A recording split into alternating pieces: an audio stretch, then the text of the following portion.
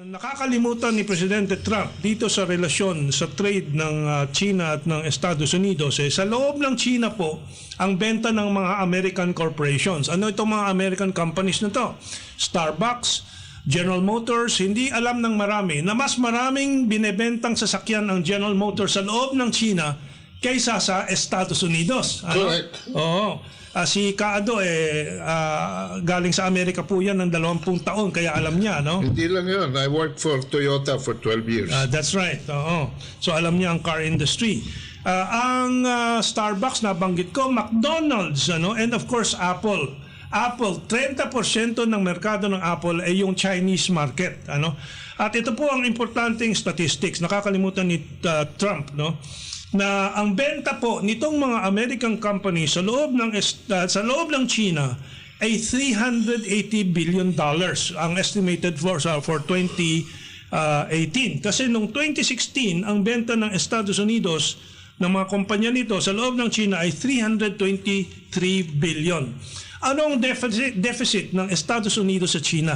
370 billion. Mas malaki ang binebenta sa loob ng China sa Chinese market ng mga American corporations.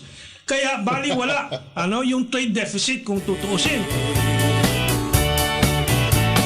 I've got someone waiting for me. When I see her, I know that she'll say, hey, hey, hey, it's a beautiful day.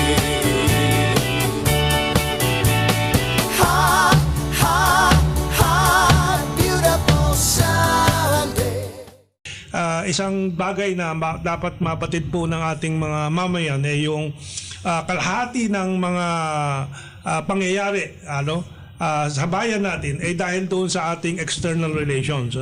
And today, of course, ang pinaka-issue dito sa global relations is the tension between the trade tension between the US and China.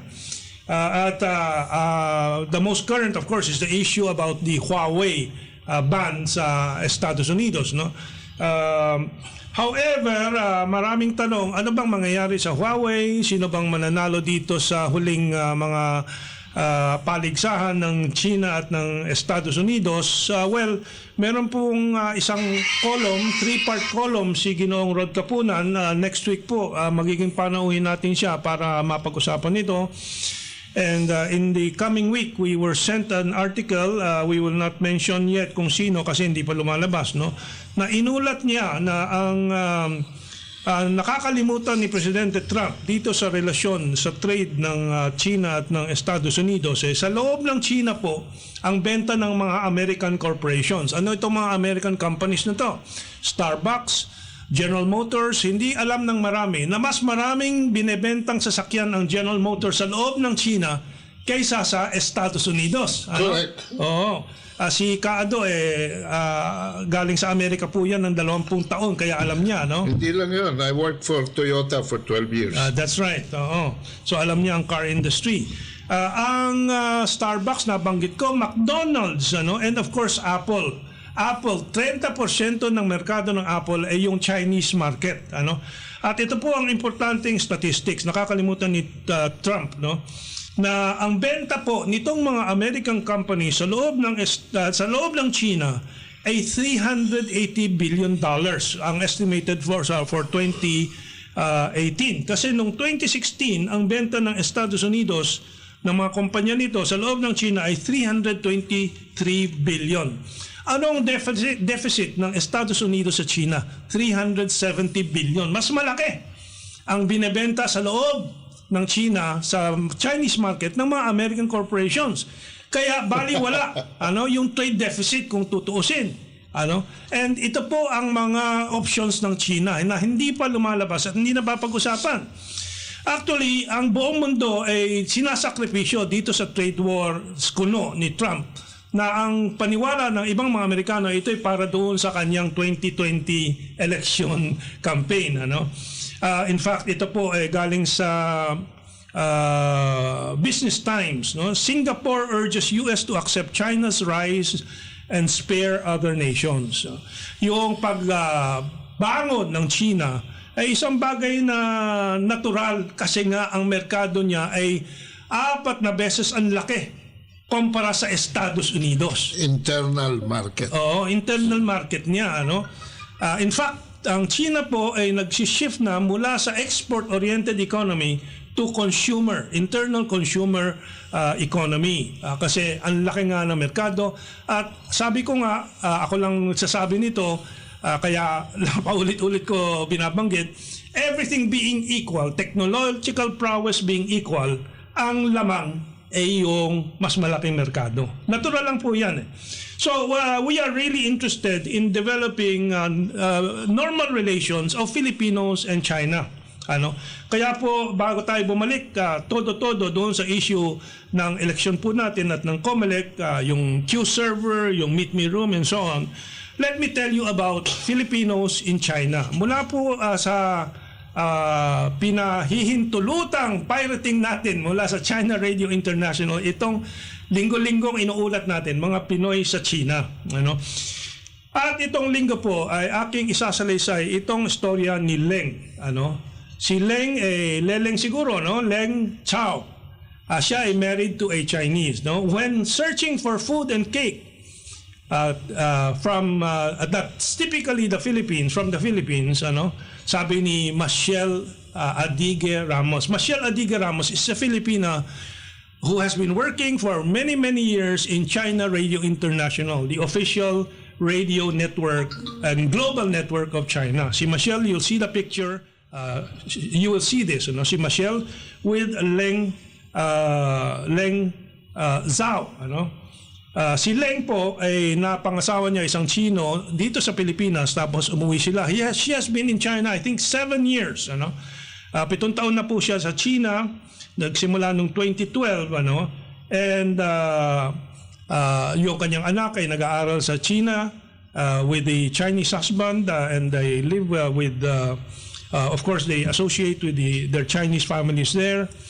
And sa 7 taon ni Ginang Leng Zhao, siya ay nagsimula ng kanyang sweet indulgence. Negosyo niya doon sa China. And so we have a 5-minute interview. Are we ready with it? Of Leng Zhao with Michelle Adige Ramos. Okay, let's listen to this interview.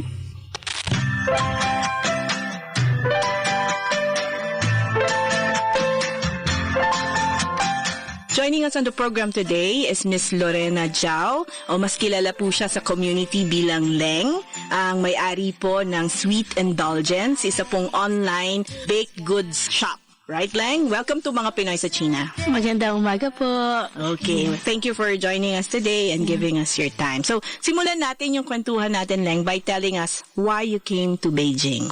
Actually, the real reason is I'm married to Chinese, and actually we're based in Manila for 7 years. And then later on, my husband decided to come here to Beijing to work for his uncle. Family business. Mm-hmm. So kung yung iba nating kababayan found love here in Beijing, pero ikaw sa Pilipinas pa lang, na-meet mo na si Ray. We met year 2000, and then 2005, we got married and stayed there for 7 years and come to Beijing 2012. Pero before coming here, ano yung work mo at anong work mo? I was a marketing supervisor or marketing staff. We're doing all events and products, selling products from automotive. Tapos hindi, when you got married, hindi talaga unang naging plano ninyo yung pagbalik sa mainland. Kasi you said, diba? Actually, at first, that's the plan. But since I'm not that ready yet, language-wise, I don't know any words. Only ni hao. But the rest, I'm not sure if I will survive yet. And because I'm starting to work also, so I wanted to try. So, nag-career ka muna. You focus on your career. Okay, we go to another aspect of your life. Okay. You started Sweet Indulgence. Yeah. You own it. It's, how do you say it? Baking business? Cake shop? Most likely, it's more of bake goods. Back in Manila, actually, I never bake. What I do kasi is I'm finding an extra income for my existing work, especially during holidays. You need to have extra income, right? Bakit? And I do a lot of selling, like different kinds of product from cosmetics, bags, shoes, like that. Even insurance, I've been there. But the thing is, food is the easiest to push. And since I have lack of resources in baking, so what I do is I found home-based baker or small bake shop that's not really like famous one. So I buy goods from them and then I resell it to office mates, friends, relatives. So meron ka talagang entrepreneurial spirit in you. Yeah, I think so. So you had it in you. I do that like especially Christmas, Valentine's. That's the most busiest time for me because I have to buy, like, I remember I go to San Juan and carry those cakes to sell and then I put my own sticker, my name and then my phone number. So they will call me directly for that certain food or cake, and then I'll buy it again and sell it. But that's wise, you know, it's less hassle, less stress, and then you have consistency in your product. Yeah. Pero yung sweet indulgence, when did you start it? 2005, like what I said, I buy... In Beijing? No, in Manila. Ah, okay. Yeah, Pero when you came here, tinuloy mo lang. Tinuloy ko lang. But this time, I bake. Because I don't know anyone who bakes here and I'm not sure with the shop yet what's the taste of their cakes. As I learned, Chinese people doesn't like sweets. True. So their cake are based in cream. But back in Manila, it's based on sugar and butter. So what I learned is to make cakes that's even lesser sugar. Okay. So like that. So the sweet indulgence started in Manila and I wanted to name it like it's really nice in your ear, you know. Sweet. I always wanted to put sweet, but I don't know what's next to it. And then I came across indulge. So I said, I will make it sweet indulgence. No, diba? So that came sweet indulgence.